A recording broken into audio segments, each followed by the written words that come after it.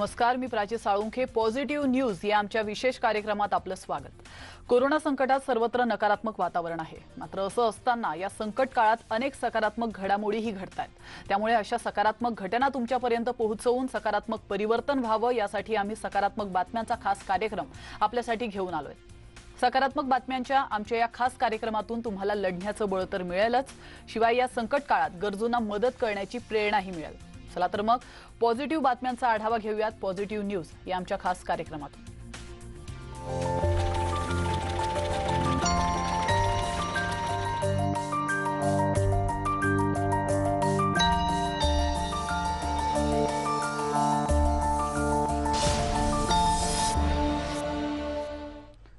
संपूर्ण महाराष्ट्रात कोरोना विषाणूचा प्रादुर्भाव झपाट्याने वाढत असताना कोरोनाचा कोणत्याही माध्यमातून कुटुंबापर्यंत शिरकाव होतोय.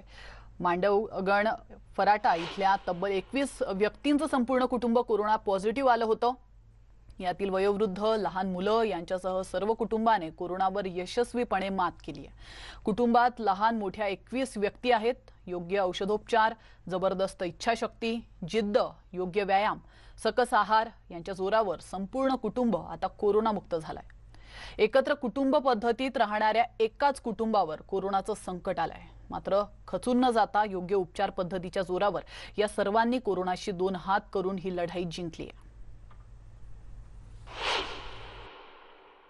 सर्वांची टेस्ट केली तर सर्व 21 जण पॉझिटिव्ह निघले. 21 जण पॉझिटिव्ह निघल्याच्या नंतर त्यातले निम्मी आम्ही कोविड सेंटरला मांडवमध्ये ॲडमिट केली. बाकीचे सर्वांना घरीच डॉक्टरांच्या सल्ल्याने त्यांना औषधोपचार चालू केले. आणि आम्ही न घाबरता, न डगमगता, पर्याय नव्हता, अख्खं घर पॉझिटिव्ह होतं, धीर सोडून जमत नाही, म्हणून आम्ही सर्वांनी मिळून कोरोनाशी लढा द्यायचं ठरवलं. औषधोपचार घेतले आणि आज आम्ही व्यवस्थित झालो. हीच माझी विनंती आहे की सर्वांनी सुरक्षित राहा, कुठं कामानिमित्तच बाहेर जा. मुलगा मार्केटला जात होता खरबूज घेऊन, म्हणून सगळा ते पॉझिटिव्ह आला. मग आम्ही गावात वृद्ध नाईकला ॲडमिट केला. मग लेकसुना आणि आमचे 21 जण आमचे पॉझिटिव्ह निघाले. आणि मग त्यांना आमचे जावबाई, आमचा दीर, आमचे पुतणे, सुना ह्या सगळ्या पॉझिटिव्ह निघाल्या. आणि आमचे नातेवाईक चांगले होते. आमचे बासा आले आणि आम्हाला चौघाला लगेच नेलं आणि आम्ही पण पॉझिटिव्ह निघालो. आमचे जावाई पण लई चांगले, नातेवाईक चांगले. अशा टायमाला नातेवाईकाचीच गरज असते. माझं वय 70 आहे आणि आमच्या बंधूंचं वय 75 आहे. आम्हा दोघांनाही कोरोना झाला. त्यानंतर आमच्या घरात 24 माणसाचं कुटुंब आहे, मोठं कुटुंब आहे. त्यातून 21 जणाला लागण झाली, पॉझिटिव्ह निघालो आम्ही. त्यानंतर मग आम्ही योग्य वेळी उपचार केला, त्यामुळे आम्ही यातनं लवकर बरं झालो. एकीकडे कोरोना व्हायरसच्या प्रकोपापुढे वैद्यकीय क्षेत्राबरोबर प्रशासनही हतबल झालंय. असं असताना संकटातही भुसावळमधील 98 वर्षीय आप्पा काळे यांनी कोरोनावर सहजपणे मात करून इतरांना प्रोत्साहन दिलंय. कोरोनातून आपण बचावलो असलो तरी पुढील काळात कोणाचाही कोरोनामुळे बळी जाऊ नये अशी त्यांची इच्छा आहे. इतकंच नव्हे तर आजोबांनी भविष्यात कुठलाही ऑक्सिजनची कमतरता भासू नये यासाठी 98 झाडं लावण्याचा संकल्प देखील केलेला आहे. मनात प्रबळ इच्छाशक्ती असली की माणूस कुठल्याही संकटाला सामोरं जाऊ शकतो आणि आलेल्या संकटावरही निश्चितच मात करू शकतो असा कानमंत्र आजोबांनी सर्वांना दिला.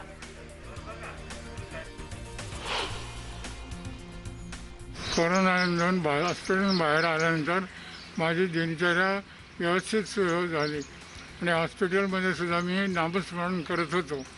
नामस्मरणाने माणसाची चित्तशुद्धी आणि मन स्वच्छ राहतं आणि आनंदात राहतं. नंतर जे सेवा करतात त्यांच्याकडून सेवा मी शांतपणाने करून घेते. काही वेळेला जरा मला वाईट वाटलं, त्रास झाला, पण तो सहन करून मी कोरोनामुक्त झालो. आम्ही आलो होतो फक्त 8 दिवसासाठी, वडिलांना ते खूप आवडल्यानंतर ते आम्ही आज 5वं वर्ष आश्रमात राहण्याचं आहे. असं नाही आहे की कुठे राहायची सोय नाही असं काही नाही. प्रत्येक शहरामध्ये घरं असूनसुद्धा त्यांना इथे आवडलं आणि हा परिसर, हे वातावरण, प्रदूषणमुक्त हवा, वेळेवरती त्यांची काळजी घ्यायला इतर सर्व आपले कर्मचाऱ्यांबरोबर मी पण बरोबर असल्यामुळे त्यांना तो दिलासा होता. मी काही एकटंच टाकले कुठे असं नाही, तर टाकायचा हिशोबच नसतो. त्यांना त्यांची सेवा, देव हे माझे देव असल्यामुळे त्यांना एकटं सोडणं काही कारणच नव्हतं. तर त्यांच्याबरोबर राहिलो मी आणि त्यांच्याबरोबर राहून या सगळ्या आश्रमाशी एकरूप झालो. दवाखान्याचा संकल्प होता की हे ऑक्सिजन आपल्याला कृत्रिम घेता येऊ नये, आपल्याला मुबलक ऑक्सिजन मिळावं आणि ते कशाने मिळणार तर वृक्षामुळे, आणि म्हणून त्यांचा हा संकल्प केला आणि ह्या वयात त्यांनी कोरोनावर मात केली. इथं पुन्हा आपल्या आनंदाश्रमात आले, आनंदी वातावरण झाले आणि त्यांची जी इच्छा होती त्यांची इच्छेची संकल्पाची पूर्ण करण्याला आम्ही सगळ्यांनी सहकार्य केलं आणि त्यांच्या वाढदिवसानिमित्त 98व्या वाढदिवसानिमित्त 98 वृक्षाचे रोपण करायचे, संवर्धन करायचे आणि त्यांना पूर्ण जगवायचं असा एक संकल्प आज केलेलाच आहे. आणि तसेच आश्रमातील इतर आजी आजोबाई सगळे इथे वृक्षारोपण करतील. मित्रांनो, टाळेबंदीमुळे शहरातील अनेक ऑटो चालक बेरोजगारीशी झुंजत आहेत. रस्त्यावर प्रवासीच नसल्याने कर्जावर घेतलेले त्यांचे ऑटो घरासमोर नुसतेच उभे आहेत. बँकेचे हप्ते कसे भरायचे ही विवंचना त्यांना त्रस्त करते. परंतु या निराशाजनक वातावरणातही नागपुरातील आनंद वर्धेवार या ऑटो रिक्षा चालकाने आपल्या कल्पकतेने ऑटोलाच रुग्णवाहिकेत बदलून गरजूंना निःशुल्क मदत करायला सुरुवात केली आहे. आपण या दृश्यांच्या माध्यमातून देखील पाहू शकतो. या उपक्रमासाठी त्यांना विदर्भ ऑटो रिक्षा फेडरेशनसह इतरही काहींची मदत मिळाली आहे. कर्तव्य, सामाजिक भान आणि संवेदनशीलता असली की कौटुंबिक जबाबदारी आणि भावनांचा विसर पडतो. या ऑटो चालकाच्या बाबतीतही असंच काहीतरी घडलेलं आहे. सामाजिक बांधिलकीच्या जाणीवेपोटी त्यांनी चक्क ऑटो रिक्षातच ऑक्सिजन सिलेंडर लावलाय. एकीकडे ऑक्सिजनसाठी धावाधाव, पैसे मोजूनही प्राणवायू नाही, त्यामुळे अनेकांचा जीव जातोय आणि अशा विपरीत परिस्थितीत तो कोरोना रुग्णांना ऑटो रिक्षातून रुग्णालयापर्यंत घेऊन जातोय. ही निःशुल्क सेवा देण्यामागे कोणताही रुग्ण उपचाराअभावी दगावू नये हाच या वायुदूताच्या प्रामाणिक हेतू आहे. सध्या नागपूरमध्ये एका ऑटो ॲम्ब्युलन्सची खूप चर्चा आहे. ती ऑटो ॲम्ब्युलन्स तयार केली आनंद वर्धेवार यांनी. आपण बघू शकतो की महत्त्वाचा विषय की हा ऑटो आनंद वर्धेवार याच्या आधी प्रवासासाठी वापरत होते, मात्र कोविड काळामध्ये त्यांनी परिस्थितीचं गांभीर्य समजून घेतलं आणि या ऑटोला त्यांनी ॲम्ब्युलन्समध्ये कन्वर्ट केलं. जर का तुम्ही याच्या आतमध्ये जर बघितलं ना तर तुम्हाला इथे ऑक्सिजन सिलेंडर देखील आहे आणि ॲम्ब्युलन्समध्ये ज्या काही औषधोपचाराच्या प्राथमिक गोष्टी असतात त्या सर्व त्यांनी इथे ठेवलेल्या आहे. आणि ते महत्त्वाचा विषय की निःशुल्क सेवा देतात, म्हणजे कोणत्याही रुग्णांना त्यांनी इथे नंबर दिलेला आहे. आपण बघू शकतो की या नंबरच्या माध्यमातून कोणत्याही रुग्णाने जर का त्यांच्यासोबत संपर्क साधला तर ते ॲम्ब्युलन्स, आपला ऑटो ॲम्ब्युलन्स घेऊन जातात आणि रुग्णालयामध्ये पोहोचून देतात. यासाठी कोणतंही शुल्क ते रुग्ण किंवा त्यांच्या नातेवाईकांकडून घेत नाही. त्यामुळे अत्यंत समाजासाठी या कठीण काळामध्ये ज्या प्रकारे ते काम करत आहे त्यामुळे नागपूरमध्ये यांच्या कार्याची चर्चा आहे. आपण त्यांच्याकडनं जाणून घ्या की त्यांच्या डोक्यामध्ये हा विचार कसा काय आला आणि त्यांचे आतापर्यंतचे अनुभव काय होते. मी ह्या भवानी हॉस्पिटलमधून एक पेशंट नेला. म्हणजे त्यांना ऑक्सिजनची जरूरत होती, तर त्यांच्यापाशी पण ऑक्सिजन होतं. परत ते ऑक्सिजन म्हणजे मी म्हटलं माझ्या गाडीमध्ये ऑक्सिजन आहे, ऑक्सिजन ते तुमच्या नसता लावून मी ऑक्सिजन आपल्या या गाडीच्या लावून तुम्हाला घरापर्यंत पोहोचून देतो. मी त्यांना घरापर्यंत पोहोचून दिली खरबीला. आणि मग तेच त्यांना सांगितलं का निःशुल्क सेवा आहे, हे निःशुल्क सेवा आहे. अजून त्यांना सांगितलं काय माझ्या गाडीमध्ये जो नंबर आहे, अजून कोणाला सेवा अगर लागेल तर ह्या नंबर तुम्ही घेऊन घ्या. अजून जितके पण पेशंट असतात समोरचे ज्यांना कोविडमध्ये ॲम्ब्युलन्सची आवश्यकता आहे माझ्या संग कॉन्टॅक्ट करू शकता. कोविडचे पेशंट असल्यामुळे तुम्हाला देखील थोडी खबरदारी घ्यावी लागते. तुम्ही कशी काळजी घेता? मला हे ग्लव्ज, वरची टोपी आणि किट हे भवानी हॉस्पिटलकडून मला भेटत आहे. ते मला भवानी हॉस्पिटल देऊन राहिले आहे, म्हणून ते हे घालतो आणि पेशंटला जागेपर्यंत सोडून देतो. आपण बघू शकतो की या मागच्या 1 वर्षामध्ये जर का तुम्ही ऑटो रिक्षा चालकांची जी परिस्थिती बघितली तर त्यांना अत्यंत मोठ्या आर्थिक संकटाचा सामना करावा लागला. मात्र अशामध्ये आनंद वर्धेवार ज्या प्रकारचं काम करत आहे, रुग्णांना मोफत सेवा देत आहे, त्यामुळे नागपूरमध्ये त्यांच्या या सर्व कार्याचं कौतुक होत आहे. व्हिडिओ जर्नलिस्ट प्रशांत मोहितेसह तुषार कोवळे, न्यूज 18 लोकमत, नागपूर. दुसऱ्यांची वेदना बघून कळवळतो तोच खरा माणूस असे मानवता धर्म जोपासणारे अनेक जण कोरोना काळात महाराष्ट्राने पाहिलेत. याचाच प्रत्यय मालेगावच्या सामान्य रुग्णालयातही आलाय. ऑक्सिजन पातळी 35 इतकी खाली घसरल्याने प्रकृती गंभीर झालेले प्राध्यापक मसूद अख्तर यांनी उपचारांना मनोबलाची साथ दिली आहे. 5 दिवसातच त्यांनी स्वतःहून आयसीयूतून बाहेर हलवा, हा बेड इतर गंभीर रुग्णांना द्या अशी भूमिका घेतल्याने डॉक्टरही थक्क झालेत. त्यानंतर जनरल वॉर्डमध्ये 4 दिवसातच बरे होऊन बुधवारी ते घरी परतलेत. मैंने जब देखा आईसीयू में पेशेंट्स की कंडीशंस, तो बहुत सारे पेशेंट मुझसे भी बहुत ज़्यादा परेशान थे और दूसरे पेशेंट भी आ रहे थे. मैंने डॉक्टर साहब से खुद कहा कि डॉक्टर साहब, अगर आपको लगता है मेरी तबीयत अच्छी है तो मेरा ये आईसीयू बेड मैं खाली कर देता हूँ और किसी दूसरे पेशेंट के काम आ जाएगा. डॉक्टर साहब ने 2 दिन सुना मुझे. तीसरे दिन डॉक्टर महाली सर ने कहा ठीक है, आज ट्रांसफ़र कर देते हैं आप. 3 दिन के बाद डॉक्टर साहब ने मुझे ट्रांसफ़र कर दिया. किया मेरा मैं जो दिन रात देखता था पेशेंट को और डेड बॉडीज़ को मेरे सामने, तो वो मुझे सहन नहीं हुआ कि एक इंसान होने के नाते अगर मैं समझूँ एक टांग पे हूँ तो कोई दूसरा पेशेंट उसके तो दोनों टांगें नहीं है. इस वक्त तो उसको ज़्यादा गरज है आईसीयू की, ना कि मुझे. इसलिए मैंने अपना बेड खाली कर दिया.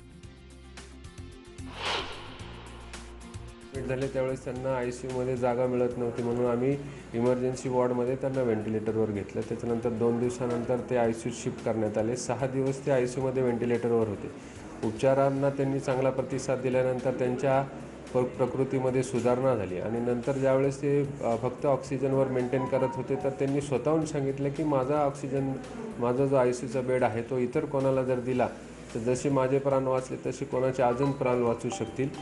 तर त्यांच्या ह्या निर्णयाचं आम्हाला इतकं आश्चर्य झालं की तो पहिला रुग्ण होता की त्यांनी आम्हाला त्याचा स्वतःचा आयसीयू बेड हा दुसऱ्या पेशंटकरता वापरा असं सांगितलं. शेवटी आम्ही त्यांची जनरल वॉर्डमध्ये शिफ्ट केलं आणि त्यातही त्यांचे जे पॉझिटिव्ह नेचर होतं आणि जे त्यांनी माणुसकी दाखवली ह्या पॉझिटिव्ह नेचर आणि त्यांच्या चांगल्या स्वभावामुळे त्यांचा लवकर डिस्चार्ज झाला. आपण पाहतोय कोरोनामुळे अनेक संकटं निर्माण झाली आहेत. मात्र या संकटात केंद्र सरकारच्या दीनदयाळ अंत्योदय योजनेच्या माध्यमातून महिलांना रोजगार मिळतोय. खामगाव नगरपालिका केंद्राच्या या योजनेच्या माध्यमातून मास्क बनवले जात आहेत. त्यामुळे संकटाच्या काळात महिला आर्थिकदृष्ट्या स्वावलंबी झाल्यात.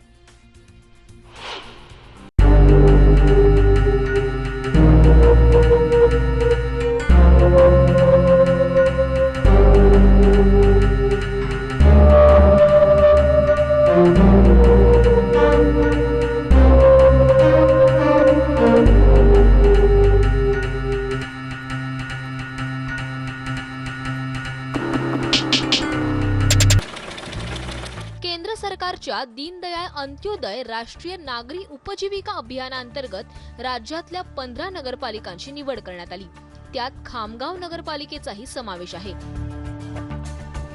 महिला बचत गटाच्या सदस्यांना मास्क शिवण्याचं काम देण्यात आलंय. एका मास्क मागे पालिकेकडून 3 ते 4 रुपये दिले जात आहेत. हे आम्हाला नगर परिषदने आमचा जहिरी मला बचत गट आहे. नगर परिषदने आम्हाला स्टॉल लावण्याला दिलं. आम्ही ते स्टॉल आम्ही मार्केटला लावतो आणि तिथं आम्ही मास्क विक्री करतो. त्याने मास्क विक्री आम्हाला रोजचे आम्ही 400-500 मास्क विकतो आणि बाहेरच्या भावापेक्षा आम्ही मास्क आहे ना त्यांच्या बाहेरचे जसं 20 ते 25 रुपयाला विकतात आणि आम्ही 12 रुपयाला विकत असतो. आणि आमचे मास्क चांगले आहे, क्वालिटीचे. आम्ही स्वतः शिवलेले आहे आणि आम्ही स्वतःच विकून राहिलो. आणि आम्हाला त्याच्यामुळे आमच्या घराचा जसं आम्ही खर्च भागवतो. नगरपालिका कापड खरेदी करून मास्क संदर्भात मार्गदर्शन करते. शहरात अनेक ठिकाणी स्टॉल्स उभारून मास्कची विक्री सुरू आहे. त्याचा मोठा फायदा होतोय. आतापर्यंत सुमारे 14,000 मास्क तयार करण्यात आलेत. कोरोनामुळे आमचे सर्व रोजगार बंद पडलेले आहेत. शासनाने आम्हाला मास्क शिवण्यासाठी रोजगार म्हणून दिलेला आहे आणि आम्ही महिला 100 ते 150 मास्क रोज दिवसभराचे शिवतो. 300 ते 400 रुपये रोज आम्हाला पडतो आणि आम्ही या पैशामध्ये आमचा घर खर्च भागवतो.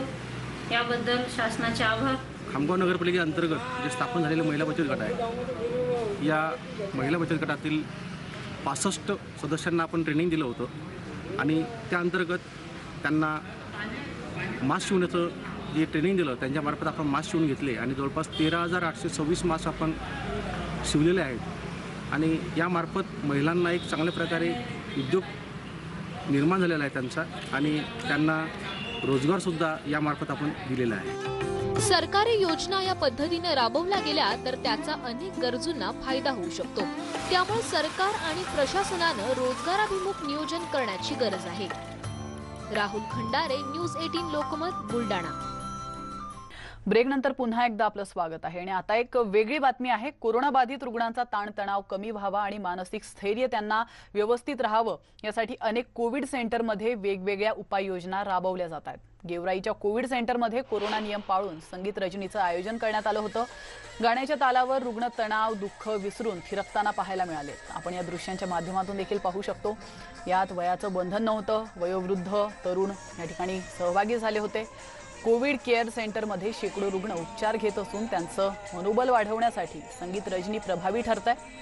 तर रुग्णसंख्या कमी करण्यासाठी जिल्हा प्रशासन प्रयत्न करत असताना रुग्णांना मानसिक आधार देणारा कोविड केअर सेंटरमधील संगीत रजनी पॅटर्न खरंच फायदेशीर आहे.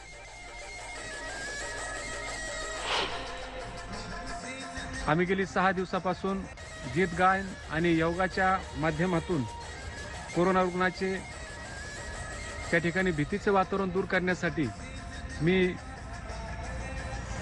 स्वर संध्याच्या वतीने त्या ठिकाणी गीत गायन आणि योगाच्या माध्यमातून त्यांचं मानसिक स्वास्थ्य व्यवस्थित राहण्यासाठी या माध्यमातून मदत होत आहे. गेवराई तालुक्यामध्ये मी आतापर्यंत गडी या ठिकाणी, कस्तुरबा गांधी गेवराई, आर.बी. अटल महाविद्यालय या 3 कोविड सेंटरमध्ये जवळपास 500 रुग्णांना त्या ठिकाणी या कार्यक्रमातून एक चांगल्या प्रकारचा दिलासा दिलेला आहे.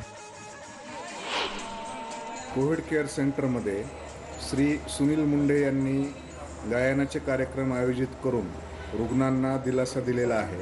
कारण की कोविड या आजारामध्ये रुग्णांना त्याचं मानसिक स्वास्थ्य चांगलं राहणं खूप गरजेचं आहे. कोविड हा आजार तसा सामान्य आहे, परंतु मनाने जर रुग्ण खचला तर गंभीर आजार होऊ शकतो. त्यामुळे कोविड झालेल्या रुग्णांनी त्यांचं मानसिक स्वास्थ्य चांगलं ठेवणं खूप आवश्यक आहे. त्यासाठी यूट्यूबवरचे हास्य कार्यक्रम, कीर्तनाचे कार्यक्रम त्यांनी ऐकले पाहिजेत.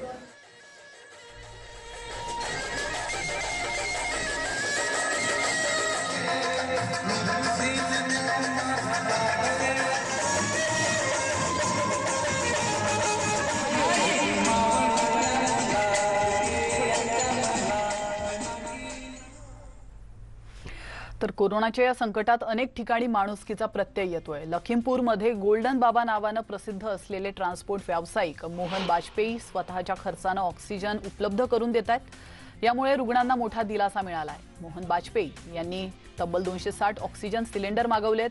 त्यांच्याकडून रुग्णांची ऑक्सिजन अभावी होणारी तळमळ बघितली जात नव्हती. कोरोनाच्या या संकटात सर्वांनीच मदत करण्याची खरंच गरज आहे. त्यामुळे या कामात पुढाकार घेतल्यानं बाजपेयी यांचं कौतुक केलं जात आहे. बाजपेयी यांच्या कार्याबद्दल रुग्णांनी त्यांचे आभार मानले. हम लोग 29 अप्रैल से हम लोग और हमारे जो साथ के लोग हैं सब लोग लगे हुए हैं. सबसे पहले काशीपुर लिक्विड गैस एजेंसी से हम लोग लाए थे 74 सिलेंडर. उसके बाद फिर लाया रुद्रपुर से, फिर लाया रुड़की से 60 सिलेंडर और आज फिर ये काशीपुर से आई है गाड़ी. 60 सिलेंडर ये आए हैं और लोगों से सिलेंडर पहले कलेक्ट किए जाते हैं, फिर उनको उन्हीं लोगों को निःशुल्क दे दिया जाता है. और हम लोगों की पूरी टीम है. हम हैं, हमारे अजय शुक्ला जी हैं, मनोज सिंह भाई हैं, अनिल गुप्ता जी हैं, कुकू गुप्ता जी हैं, सब लोग लगे हैं. और बस भोलेनाथ माता रानी से ही विनती है कि ये महामारी बहुत से जल्द ख़त्म हो. मित्रांनो, तुमच्यापर्यंत सध्याच्या परिस्थितीचे सर्व अपडेट्स पोहोचावेत म्हणून आम्ही न चुकता रोज ऑफिसला येतोय. परिस्थिती किती गंभीर आहे आणि या परिस्थितीशी 2 हात करण्यासाठी नेमकं काय करायला हवं याची जाणीव तुम्हाला व्हावी हाच आमचा प्रामाणिक प्रयत्न असतो. या नकारात्मकतेच्या गर्तेत सकारात्मकतेचे काही क्षण देखील खूप मोठी ऊर्जा देऊन जातात. त्यामुळे पॉझिटिव्ह राहा, हिम्मत ठेवा, शासनाने आखून दिलेल्या सर्व नियमांचं पालन करा. घरातून बाहेर पडू नका. अत्यावश्यक कामासाठी जर बाहेर पडण्याची वेळ आलीच तर प्लीज मास्क लावा. नमस्कार.